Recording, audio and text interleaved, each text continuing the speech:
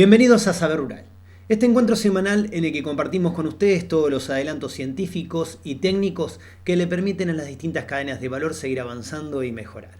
Y para comenzar este programa les proponemos hablar de ganadería para ver cómo se puede hacer un control sustentable de los parásitos.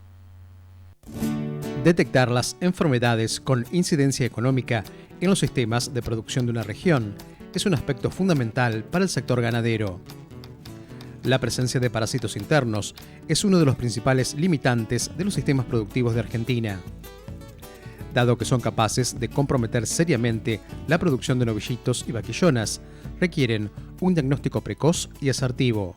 Básicamente estamos hablando de un problema que ataca a animales de recría, básicamente entre el destete y el año y medio de edad, donde la cosa es bastante problemática, sobre todo porque estamos hablando de pérdidas importantes.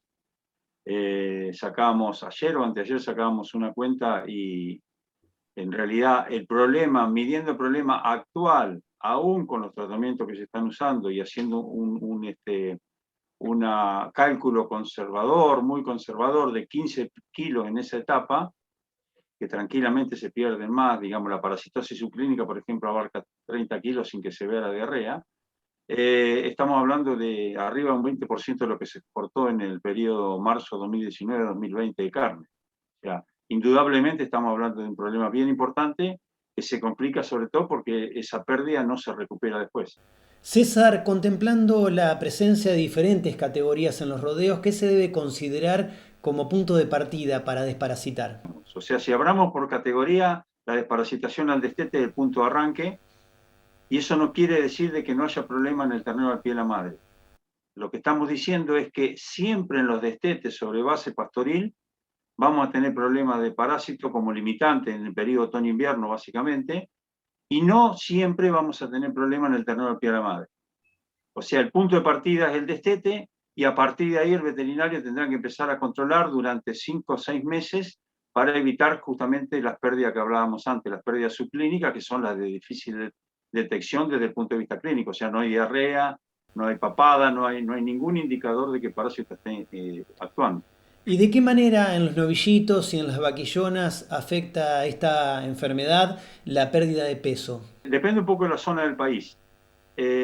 Básicamente en Pampa Húmeda nosotros tenemos un problema localizado en la recría en el primer otoño-invierno, donde se marcan diferencias muy importantes, pero donde la posibilidad de diagnóstico está, simplemente hay que buscarlo, el problema, detectarlo y aplicar tratamientos, y donde, bueno, el veterinario tiene una actividad central, pero estamos hablando, insisto, de cuando obtenemos diarrea, las pérdidas, cuando el animal presenta las primeras diarreas, las pérdidas están por encima de los 30 kilos, entre 30 y 50 kilos, o sea que la pérdida subclínica llega a los 25 o 30 kilos, y las mortandades arrancan con pérdidas por arriba de los 50 o 60 kilos. O sea, estamos hablando por animal y en ese corto periodo del año. Después hay otro problema a fin de año, durante el verano, que es fácilmente controlable. El problema más serio y el desafío para los profesionales sigue siendo el periodo otoño-invernal. César, ¿y son resistentes los parásitos en los tratamientos en las categorías menores? Si comparamos cría y recría, hemos encontrado problemas en las dos categorías. Siempre el problema es menos grave en la cría porque lo que se hace, hay una menor frecuencia de tratamiento, pero te diría que en las dos podemos tener la posibilidad, por lo tanto, habría que detectarlo, pero básicamente para empezar a realizar un control parasitario hay que establecer el grado de eficacia de cada uno de los 4 principios activos que tenemos hoy en el mercado. O sea que para empezar el control y poder decidir, cada vez que se decide un tratamiento, tenemos que saber qué antiparasitario funciona y qué antiparasitario no. Y si hablamos de un control sustentable, ¿qué se debe tener en cuenta? En el control sustentable, que es un programa que nosotros empezamos en el 2011, la idea es tener la base del conocimiento de la enfermedad, cuándo actúa, en qué condiciones actúa, por un lado. El diagnóstico preciso, es decir, el famoso conteo de huevos en bosta, en materia fecal, el HPG, que venimos hablando hace 40 años, y un programa de rotación de droga en función de los productos que están funcionando, con el objetivo de rotar principios activos para no generar resistencia tan rápidamente. A todo esto, César, ¿qué rol cumple y cómo debe desempeñarse el veterinario en un control sustentable de los parásitos? Desde nuestra óptica central, digamos, y así lo hemos trabajado durante 30 o 40 años. O sea, nuestro trabajo desde la Facultad Veterinaria apuntaba al veterinario porque en los centros experimentales se genera información bajo condiciones controladas y se transfiere al medio donde las condiciones son diferentes y demás. O sea que el rol del veterinario es dar servicio porque el productor lo que necesita es soluciones y lo que nosotros ofrecemos desde la academia es información. Entonces el rol del veterinario es tomar esa información y buscar la solución, darle el contexto al servicio para entregarle las soluciones al productor. Ese sería el camino, o sea, los centros experimentales, el veterinario que termina transfiriendo la tecnología, nosotros le llamamos agente multiplicador, que en realidad es lo que hace, porque multiplica la información y además de eso la adapta, como decíamos recién.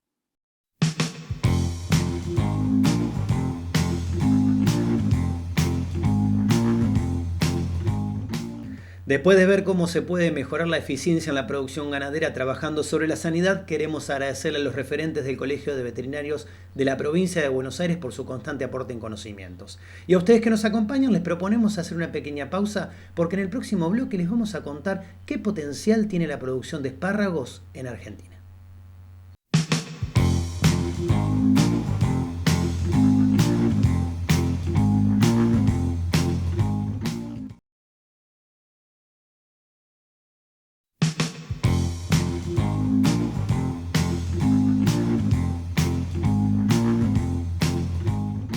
Teniendo en cuenta que en Argentina no se conocen en profundidad las características del espárrago ni tampoco su potencial, desde la Facultad de Agronomía de la Universidad Nacional del Centro de la Provincia de Buenos Aires se trabaja en su difusión. Y nosotros, aquí en Saber Rural, les contamos de qué manera. De las 860.000 hectáreas destinadas al cultivo de espárrago, en el mundo, cerca de 700.000 se cultivan en China. Las hectáreas restantes se distribuyen entre Europa, Estados Unidos, América Latina, Asia y África. Las principales zonas productoras en Argentina se ubican en el nordeste y sudeste de la provincia de Buenos Aires, sur de Santa Fe, San Juan, Mendoza y Córdoba. Es un cultivo perenne que se realiza en muchas provincias argentinas, en San Juan, en Mendoza, en Córdoba, en la provincia de Buenos Aires, inclusive hay un poquito también en Tucumán. Es un cultivo que ha tenido distintas etapas a nivel nacional. La etapa de mayor expansión correspondió a la década del 80, comienzo del 90. Después, por el contexto socioeconómico argentino, disminuyó la superficie cultivada y además porque la media productiva histórica era, para que te des una idea, de la mitad de lo que nosotros tenemos en producción en nuestros ensayos hoy en Azul. Estamos actualmente a nivel nacional en una etapa donde nuevamente ha comenzado a expandirse el cultivo. Tiene demanda internacional creciente desde hace 20 años. Y a nivel interno la demanda está insatisfecha, ¿sí? Por lo cual se comercializa gran parte de la producción nacional y además se importa desde países como Perú y Chile para cubrir el déficit en los meses del año en que Argentina no tiene producción. El espárrago es una planta originaria de clima templado, con inviernos moderados.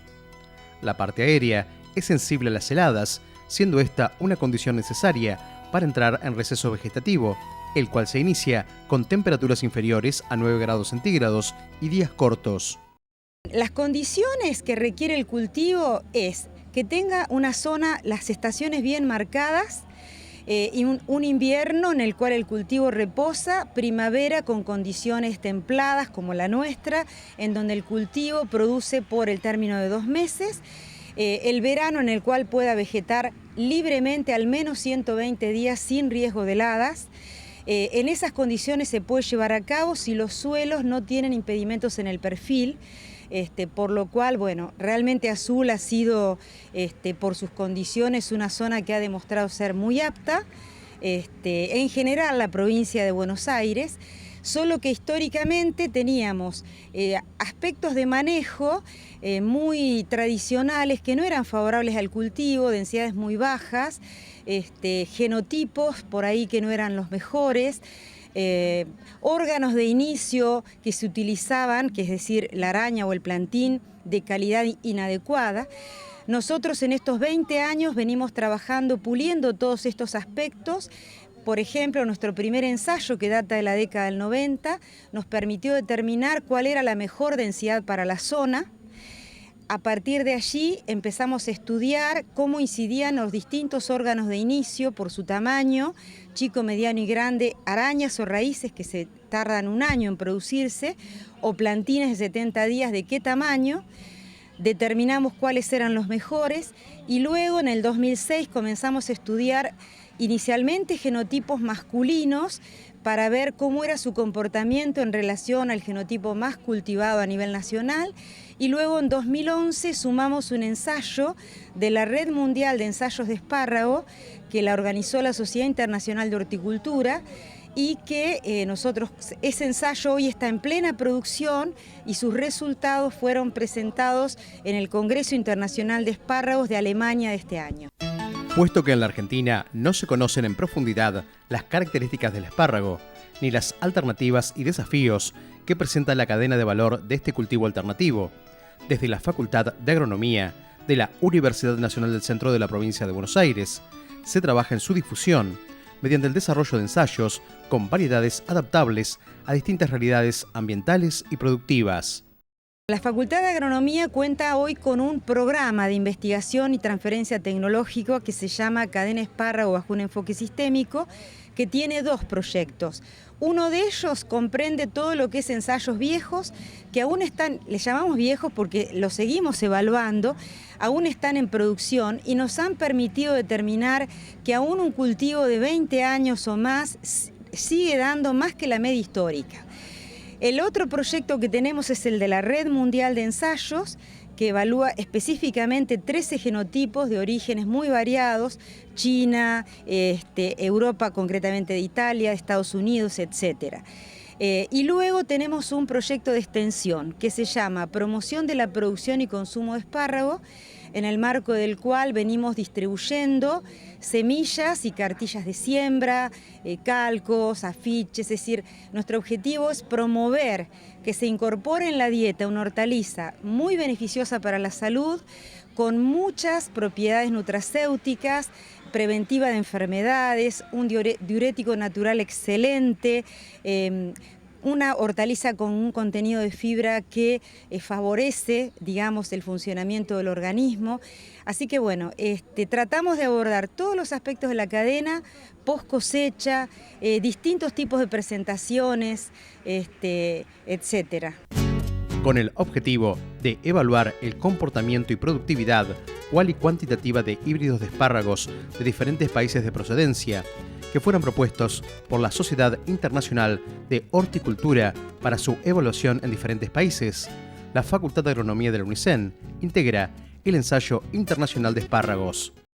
En el ensayo internacional evaluamos anualmente en el periodo de cosecha que va desde mediados de septiembre hasta mediados de noviembre la cantidad de turiones producidos, comerciales y totales, los kilos producidos comerciales y totales de 2 largos, del largo tradicional, que es 2,22 centímetros, que es el largo que se utiliza en exportación, y los cortos, que son de 17 centímetros, y nosotros hemos realmente determinado que se adaptan mucho al paladar del consumidor porque se aprovechan de manera total.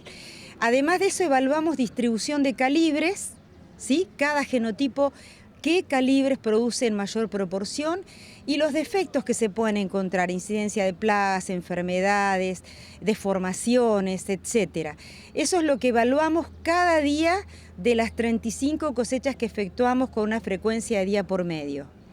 Después en los ensayos viejos evaluamos esos mismos parámetros, pero además densidades, tamaño de plantines, cómo incide en el rendimiento. Es increíble cómo utilizar un sistema de inicio de buena calidad, un plantín de buena calidad, una araña de buena calidad, impacta en el rendimiento durante muchos años de la vida de la plantación.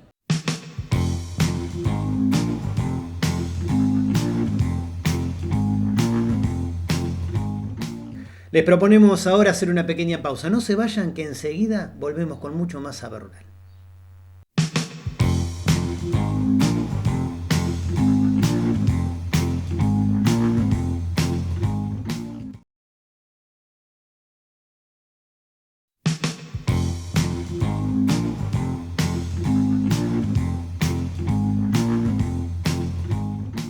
Seguimos en Saber Rural para hablar de ganadería, porque en los últimos años en la región de la cuenca del Salado de Bonaerense se ha venido intensificando y quienes han trabajado sobre ella son los referentes del INTA Cuenca del Salado. Uno de ellos nos acompaña, es Sebastián Maresca, y te damos la bienvenida, Sebastián, para preguntarte precisamente cómo ha evolucionado la intensificación en esta actividad. Sí, Leandro, mirá, bueno, en realidad este proyecto lo comenzamos ya hace más de 10 años. Un poco lo que nos llevó a pensar en intensificar la cría fue básicamente el hecho de que la cría en Argentina y en casi el resto del mundo siempre es la parte, digamos, el eslabón de la cadena un poco más débil.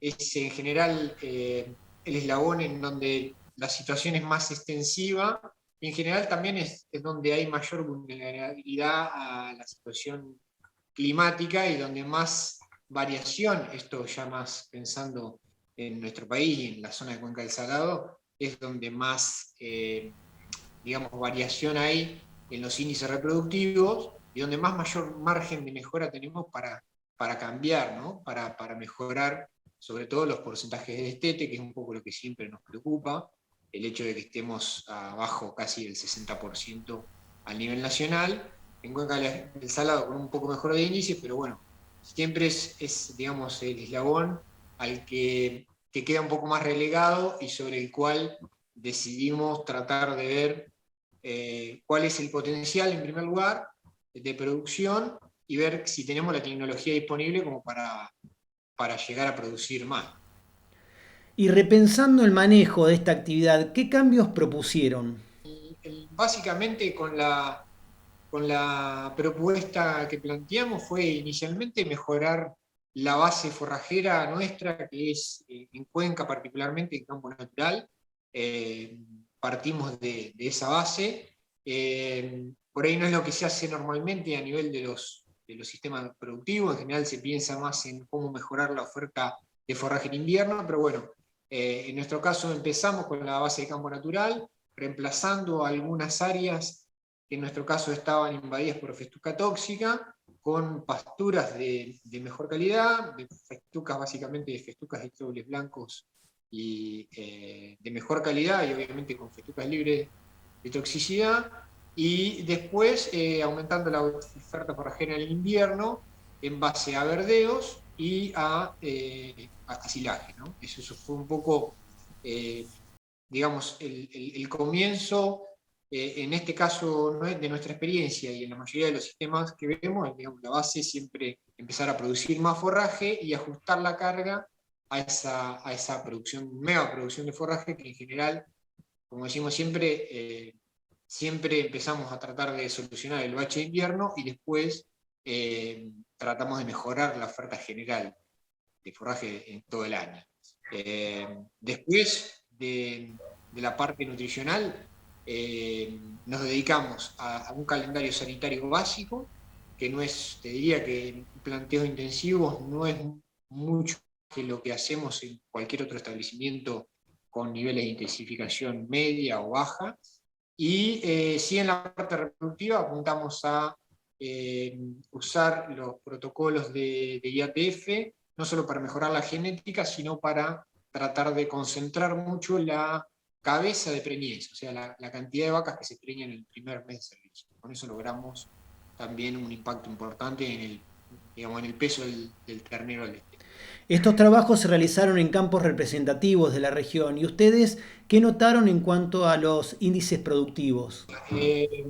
Nosotros logramos en el proyecto de INTA Cuenca del Salado, básicamente, como te decía, mejorando la oferta forrajera y haciendo en el invierno, sobre todo aumentando ahí la producción y calidad de forraje con verdeos de verano que los usamos para silo, como el maíz y el sorgo, y hicimos doble cultivo, o sea, atrás del silaje, del cortapicado, se entra con avena o con cebada.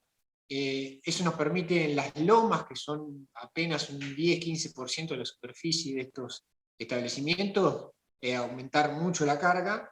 Llegamos a triplicar la carga, o sea, si la media está alrededor de 0,7 vacas por hectárea, 0,75, nosotros llegamos a 2,2, 2,3 vacas por hectárea, lo cual representa el triple en cuanto a carga y también el triple en cuanto a producción de terneros y a kilos de terneros despetados, ¿no?